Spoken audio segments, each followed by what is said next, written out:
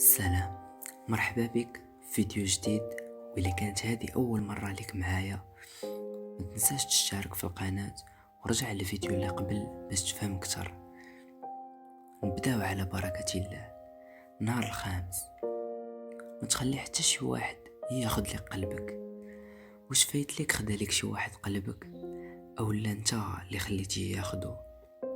سهل ياك نقولو هو ولا هي خدات لي قلبي، ولكن واش انت فرحان حيت قلبك مشى ليك؟ واش حتى الشخص اللي خدا قلبك خلاك تاخد ليه قلبه، او لا القضيه غاديه غير في اتجاه واحد صافي؟ ولا كانت القضيه هكا، واش غتمشي ترجع قلبك او لا غتخليه لداك الشخص للابد؟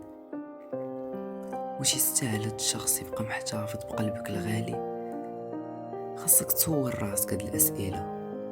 ماشي مزيان تخلي شي واحد ياخد لك قلبك بسهوله ويلعب بيه وهو ما كيستاهلوش. خاصك تحمي قلبك من دوك الناس اللي تيسرقوا القلوب وكيستغلوهم ويلعبوا بيهم ويخبيوهم للابد. قلبك هو شي حاجه اللي مقدسه، حافظ عليه مزيان. وباش نختم، ما تنساش تشترك في القناه الا كانت هذه اول مره ليك معايا، وإلا عجبك هادشي ضغط على لايك وبارطاجي مع صحابك، وتهلا لي فراسك ونتلاقاو في فيديو اللي جاي.